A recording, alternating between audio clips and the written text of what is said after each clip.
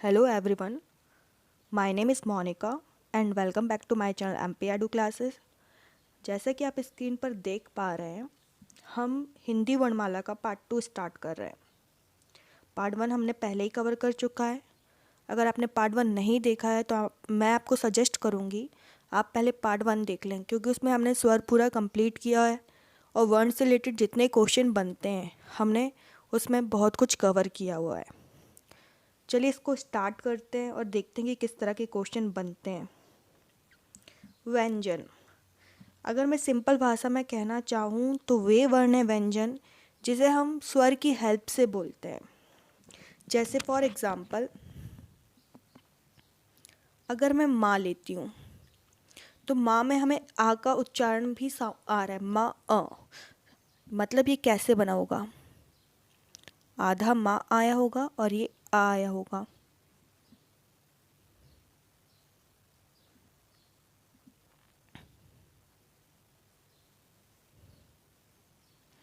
Plus आ, तो ये आ क्या है, स्वर है। इसी तरह से जो वर्ण आते हैं स्वर की मदद से बनते हैं वह व्यंजन कहलाते हैं। अगर हम व्यंजन देखें तो इनकी संख्या होती है 33।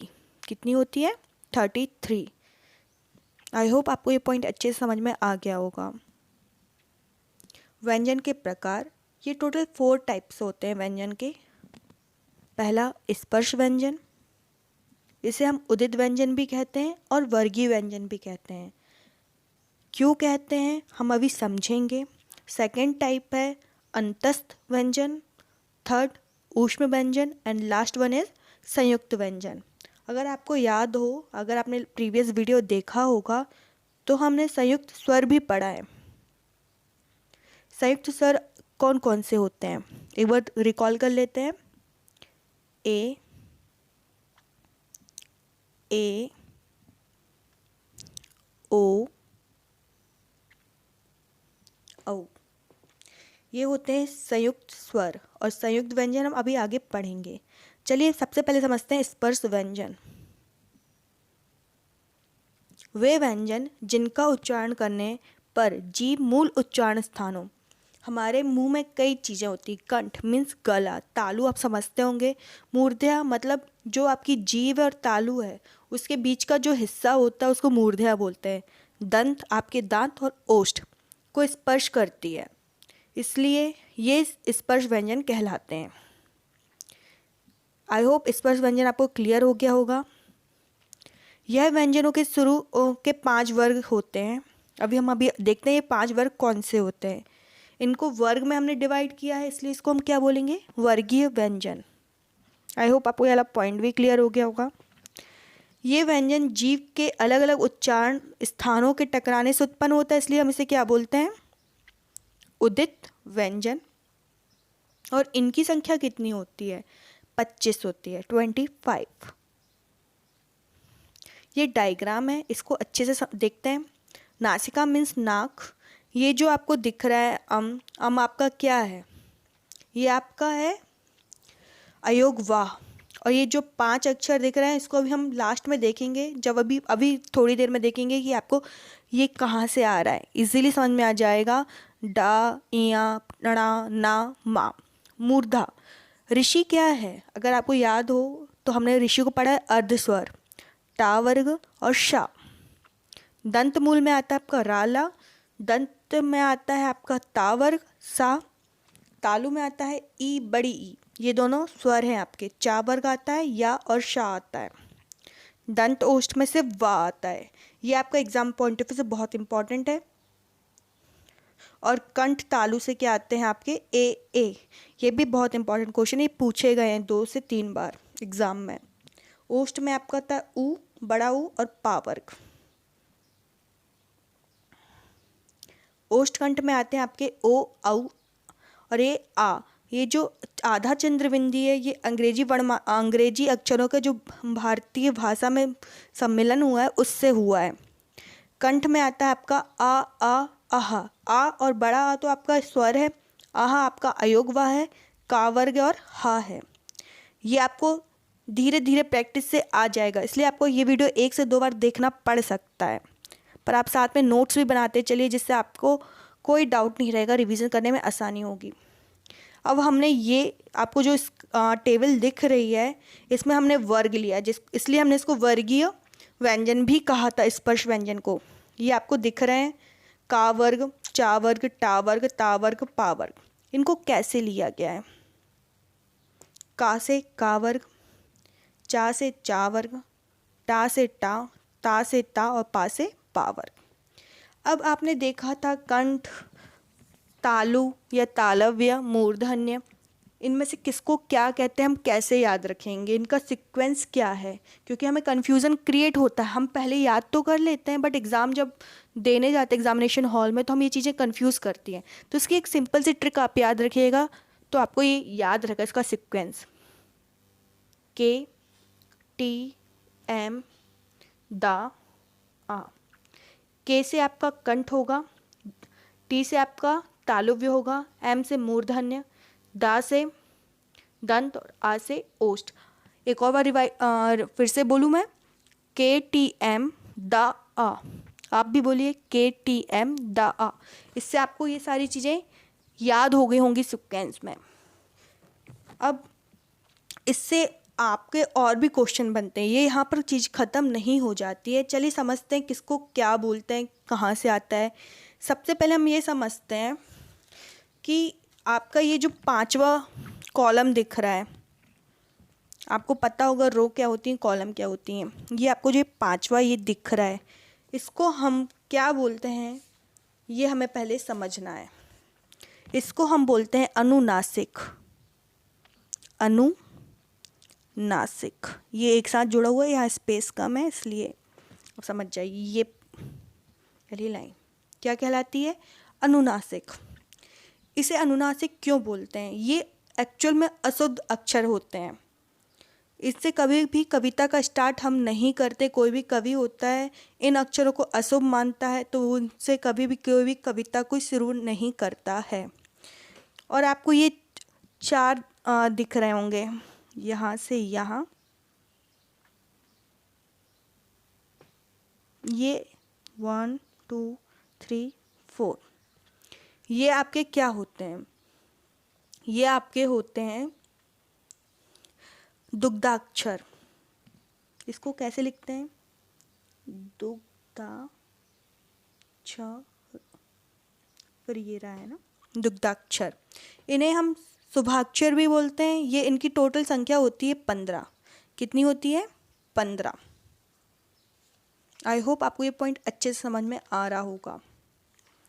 चलिए आगे बढ़ते हैं, क्योंकि इनसे एग्ज़ाम में जो क्वेश्चन बनते हैं उसको हमें समझना है। ये वही अक्षर है जो भी हमने वर्ग में पढ़ा हुआ है। सबसे पहले हमें इनका क्या करना है, इनके नंबर्स लेना है। सबसे पहले 1 2 3 4 5 आप कर लीजिए। अगर आपने ये कर लिया है तो आपके कुछ पॉइंट्स बनते हैं। अल्प प्राण, महाप्राण। सबसे पहले हम अल्प प्राण समझते हैं और महाप्राण समझते हैं। मैंने इंग्लिश में लिख दिया शॉर्टकट में, आप अच्छे से लिख लीजिएगा। अल्प प्राण। अल्प प्राण में आपको मैंने शॉर्टकट लिखा ALP, मतलब 3 आ रहे हैं। तो आपके ये जो 3 कॉलम है 1 3 एंड 5, ये आते हैं आपके अल्प प्राण। इसके अलावा क्या आता है? या, रा, ला, वा। आई होप आपको ये पॉइंट समझ में आ गया होगा। और महाप्राण इसमें 2 आ रहे हैं, मतलब आपका क्या आएगा? 2nd and 4th। I hope ये पॉइंट भी क्लियर हो गया। इसकी ट्रिक यही, अगर आप अल्प प्राण लिखते हैं ALP अल्प प्राण, तो 1 3 5। महाप्राण लिखते हैं तो MP, मतलब 2 और 4। अगर हम सघोष एंड अघोष की बात करें, अगर हम किसकी बात करते हैं? सघोष और अघोष। सघोष को हम घोष भी बोलते हैं। हम इस सघोष में क्या देखते हैं? सा घोष, है ना। सबसे पहले तो इस बार हमें इसमें अपोजिट है। इसमें सघोष में 3 आएंगे आपके, मतलब 3 4 एंड 5, ये कौन से हैं आपके सघोष हैं। और अघोष कौन से हो जाते हैं आपके फर्स्ट एंड सेकंड। सघोष में 3, 4 के 5 के अलावा भी आपकी और भी चीज़ें आती हैं। आपने यार अलावा अल्प प्राण में पढ़ा था, इस बार लेकिन आप किस में पढ़ेंगे, सघोष में पढ़ेंगे। साथ में एक और चीज़ पढ़ेंगे हा, लेकिन आप अघोष में क्या पढ़ेंगे, जितने सा हैं, चाहे ये वाला हो, शा हो या ये वाला सा हो, तो आपको ये पढ़ने को मिलेगा अघोष में। इसके आप भी आपको नोट्स भी मिल जाएंगे।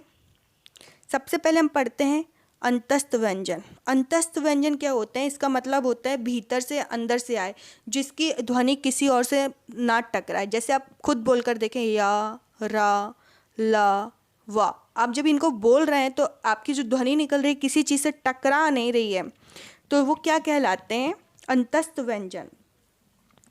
अंतस्थ व्यंजन एग्जाम में डायरेक्ट पूछा जाता है, इसकी थ्योरी नहीं आएगी, आपसे सीधे पूछेगा इनमें से अंतस्थ व्यंजन कौन सा है, या फिर इनमें से कौन सा अंतस्थ व्यंजन नहीं है। तो आपको अगर अंतस्थ व्यंजन देता है, पूछता है कि कौन सा है, तो इनमें 4 में से कोई एक दे देगा, बाकी अदर एग्जाम्पल होंगे, अदर ऑप्शन होंगे, तो आपको चूज़ करना होगा या है, या रा है, या ला है, या वा है। हम ऊष्म व्यंजन की बात करते हैं। ऊष्म व्यंजन क्या होते हैं, ऊष्म व्यंजन वो व्यंजन होते हैं जिसे हमें बोलते हैं, प्रोनाउंसिएशन करते हैं, तब उससे हमें एक गर्म सी, अंदर से गर्मी सी फील होती है, वो ऊष्म व्यंजन कहलाते हैं। जैसे हम शा बोलते हैं, शा, सा, शा, ह, तो ये क्या है, अंदर से कहना चाहिए एनर्जी के साथ बोलते हैं, तो ये क्या होते हैं, ऊष्म व्यंजन होते हैं। सबसे सिंपल सा तरीका है कि आप तीनों शा याद रखें और ह को याद रखें। तो आपको अगर तीनों शा याद रहेंगे तो आप ये याद रखें कि बाय डिफ़ॉल्ट उसके साथ ह आ जाता है, तो आपको ऊष्म व्यंजन याद रहेगा। संयुक्त व्यंजन, संयुक्त स्वर मैंने आपको अभी स्टार्टिंग में ही बता दिया, रिवाइज करा दिया था। हम देखते हैं संयुक्त व्यंजन। ये होते हैं आपके छा छत्री का, ता त्रिशूल का, ज्ञाज्ञानी का और श्रा। अब इसकी अगर हमें याद रखना, एग्जाम में पूछता है कि इसको कैसे लिखते हैं, है ना, तो आप इसको इंग्लिश से याद रखें। इसकी स्पेलिंग क्या होती है,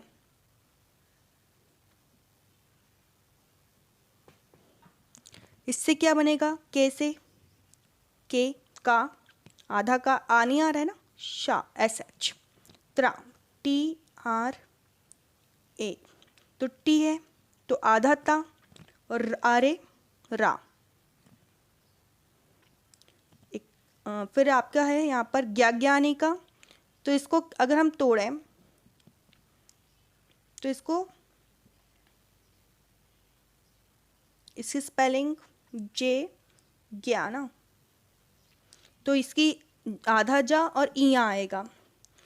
श्रा से एस एच आर, तो इससे क्या बनेगा, शा बनेगा, और रा से रा बनेगा। आई होप आपको ये क्लियर हो गया होगा। अब हम देखते हैं स्पर्शी संघर्ष व्यंजन, संघर्षी व्यंजन। आपका इसको याद रखना पड़ेगा, आप इसका स्क्रीनशॉट ले लीजिए। सबसे पहले तो स्पर्श संघर्षी व्यंजन मतलब इसमें आपको बोलने में संघर्ष करना पड़े। स्पर्श में हमने क्या देखा था, 25 थे, कौन कौन से, का, खा, गा, घा, ये सारी चीज़ें थी, और इसमें से और भी चीज़ें हैं आपका। तो जब संघर्षी लग जाता है तो आपको याद रखना पड़ेगा, सबसे पहले चा आएगा, छा आएगा, जा आएगा और झा झंडे का आएगा।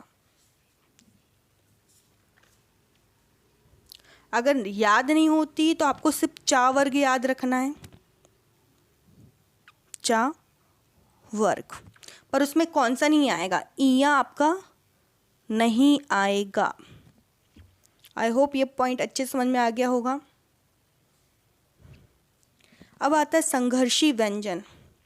संघर्षी में आपका फा, वा, सा, शा, हा, नासिकाएं। आपको मैंने डायग्राम दिया था, चाहे तो आप उसका भी स्क्रीनशॉट ले सकते हैं। आपका जो लास्ट वाला पंचमा अक्षर था वही ये सारी चीज़ें आपकी हैं। अगर आपको मैं दिखाना चाहूँ तो दिखाती हूँ। आपको सारी चीज़ें क्लियर हो जाएंगी।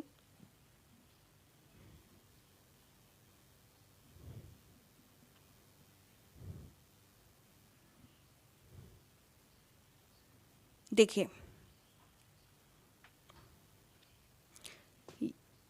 इसको एक बार अच्छे से देख लीजिए। ड़ा, इया, णा, ना, मा, ये आपका कौन सा है? नासिकाय है। चा वर्ग हमने अब भी देखा था, इस पर संघर्षी। आई होप आपको ये दोनों पॉइंट अच्छे समझ में आ गए होंगे।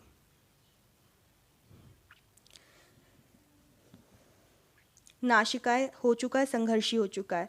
अब लुंठित या प्रकमे, इस व्यंजन, ये बहुत important exam question, exam point of view से। इसमें आपको ये याद रखना है कि रा आता है। क्या आता है आपका? रा आता है। पार्श्व व्यंजन, पार्श्व क्या होता है? जब आपकी जीभ जो रहती है आपके तालू से 90 डिग्री पर फोल्ड होती है और उससे यानी कि कोई हवा पास ना हो जाए, जैसे आप बोल के देखें ला, तो आपका ला में पूरी जीभ फोल्ड हो रही है तालू से, तो पार्श्व व्यंजन वो कहलाता है। अब स्वर तंत्रमुखी, जिसमें आप देखेंगे रा बोल के देखें तो एक वाइब्रेशन सा फील होता है, तो वो आपका क्या होता है? स्वर यंत्रमुखी। अर्धस्वर, यहाँ पे व्यंजन आएगा आपका। क्या आएगा? व्यंजन। तो आपके कौन से या और वाह है? आपने अर्धस्वर पढ़ा था तो वो कौन सा था? ऋषि का था। स्वर अगर पूछे जाए अर्धस्वर तो एक है, कौन सा है? ऋषि है। अगर अर्ध व्यंजन पूछा जाता है तो वो दो हैं, कौन कौन से हैं? या और वाह हैं। द्विगुण व्यंजन या उच्चित व्यंजन, इसको ये है। इसको हम क्यों बोलते हैं? क्योंकि इसमें ये दो गुण रखते हैं। कौन कौन से? एक तो ये बिंदी लगे हुए हैं और एक बिना बिंदी के भी आते हैं, इसलिए हम इन्हें क्या बोलते हैं? दो गुण रखते हैं, इसलिए इसे क्या बोलते हैं? द्विगुण व्यंजन। अब हम पढ़ने जा रहे हैं अयोग वाह। जो मैंने आपको बोला था कि अगर हमने विसर्ग नहीं दिख रहा है तो विसर्ग हम देखेंगे, वो इसी में हम देखने वाले हैं, इसलिए इसको ध्यान से पढ़िएगा। इसमें क्वेश्चन बहुत बनते हैं एग्जाम में। चलिए स्टार्ट करते हैं अयोग वाह को हम। ऐसे वर्ण जिनके मेल ना तो स्वर ही व्यंजन से हो पाया हो, अयोग वाह कहलाता है। ये स्वर नहीं है परंतु इनकी भी स्वरों की तरह मात्राएं होती हैं, अतः इन्हें स्वरों के साथ लिखा जाता है। ये स्वतंत्र रूप में प्रयोग नहीं किए जाते हैं। इसकी हो गई है थ्योरी। आपको समझ में कुछ आया नहीं होगा। सिंपल सा जो हमारा काम है, जहाँ हमें समझना है हम वहाँ समझते हैं। इनकी संख्या 2 होती है। आपने अयोग वाह, आपको ये समझना है कि अयोग वाह एक्चुअल में कितने टाइप के होते हैं, क्योंकि आपसे ये नहीं पूछने वाला कि अयोग वाह में क्या होता है, होता क्या अयोग वाह। आपसे उसमें डायरेक्ट क्वेश्चन पूछेगा अयोग वाह में कितने टाइप होते हैं या कैसे होते हैं, डायरेक्ट आपसे क्वेश्चन पूछेगा। अयोग वाह के 2 प्रकार होते हैं, पहला अनुस्वार और दूसरा विसर्ग। आपको डायरेक्ट क्वेश्चन पूछेगा, ये भी नहीं पूछने वाला कि अनुस्वार क्या है, विसर्ग किसके प्रकार है। आपसे सीधे पूछेगा अनुस्वार क्या है, तो आपको पहचान होगा इनमें से अनुस्वार क्या है। आपको सिर्फ ये बिंदी देखनी है, ये बिंदी ही अनुस्वार कहलाती है। इसकी मात्रा ऐसी होती है। विसर्ग आप लोग पढ़ते आ रहे हैं छोटी क्लास से ही, ये विसर्ग होता है। अनुस्वार समझते हैं होता है क्या? इसका उच्चारण नाक की सहायता से होता है, इसलिए इसको क्या बोलते हैं? अनुस्वार। जैसे अंकित, अंग, जंग आदि। आप जब इनका प्रोनाउंसिएशन करेंगे तो आपको समझ में आएगा कि आपके नाक से नाक का भी यूज़ हो रहा है, हल्का सा वाइब्रेशन फील करेंगे। इसके उच्चारण में माँ के जैसा होता है। किसके जैसा होता है? माँ के जैसा। विसर्ग, इसका उच्चारण कंठ से होता है। अनुस्वार का किससे होता था? नाक से। क्वेश्चन बनता है, ये बना हुआ है कि अनुस्वार का उच्चारण किससे होता है। तो आप एग्जाम, आपको ये याद रखना अनुस्वार में क्या आता है? एक बिंदी आती है, चाहे वो नाक की हो चाहे माँ की, किसी भी चीज़ की हो। जैसे अंकित नाक की बिंदु है ना। जंग नाक की बिंदु है, अंक नाक की बिंदु है, और भी चीज़ों की बिंदु हो सकती हैं। ऐसा नहीं है कि इन्हीं की ना बस की हो, माँ की भी हो सकती है।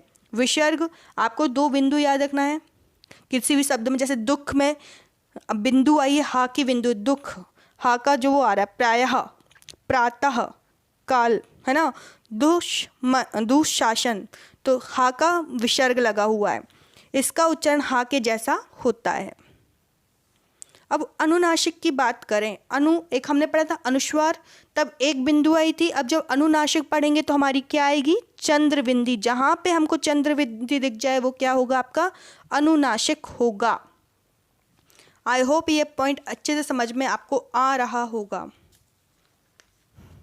अगर नहीं आता है तो आप मुझे कमेंट में करके बता सकते हैं। अब हम पढ़ते हैं आगत शब्द। आगत शब्द बोल लीजिए, इसको आगत ध्वनि बोल लीजिए, नव विकसित ध्वनियाँ बोल लीजिए। यही 3 इसके टाइप होते हैं। कौन कौन से, एक तो आगत शब्द हो गया, सेकंड आगत ध्वनियाँ,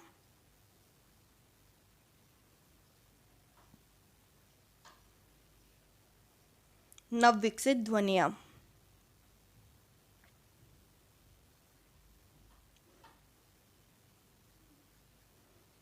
ये एक्चुअल में है क्या, इसको हमें कुछ इस तरह से समझना है। आपने बचपन में पढ़ा होगा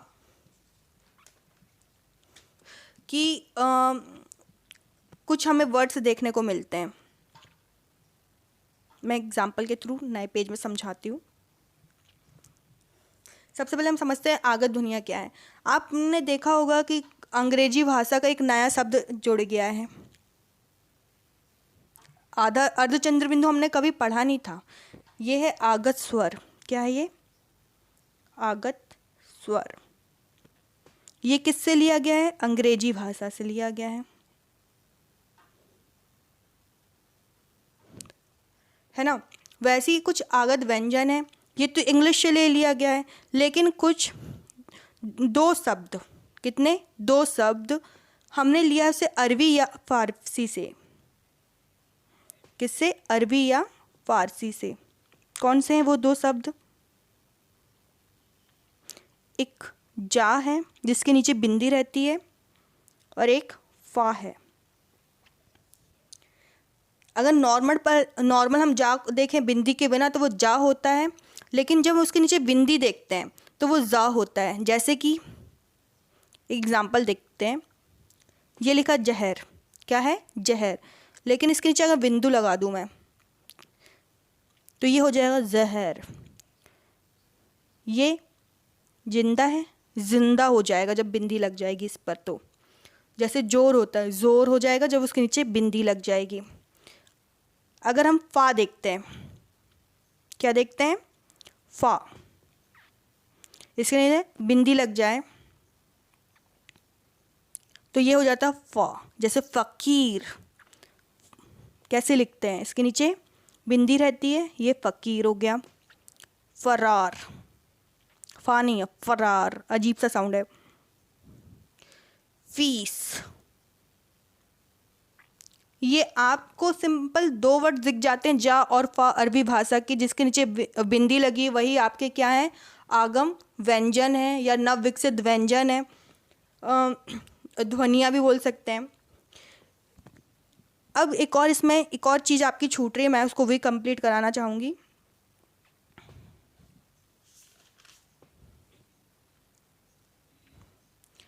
अब नव विकसित व्यंजन, ये 2 होते हैं आपके, एक ये है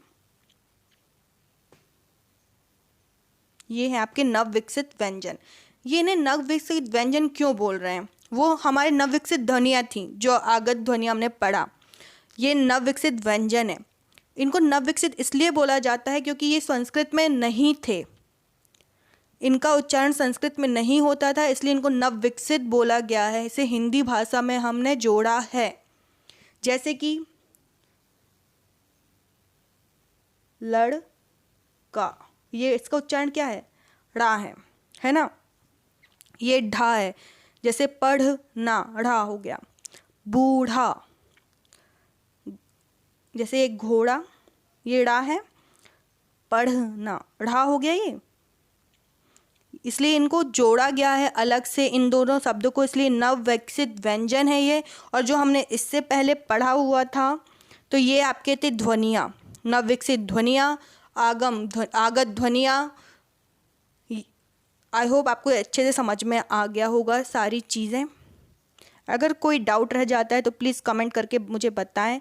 अगर वीडियो पसंद आता है तो आप इसको शेयर करना ना भूलें, सब्सक्राइब करना ना भूलें और लाइक ज़रूर प्रेस करें, जिससे हमें एक मोटिवेशन मिलता है कि हम सही दिशा में काम कर रहे हैं। Thank you so much.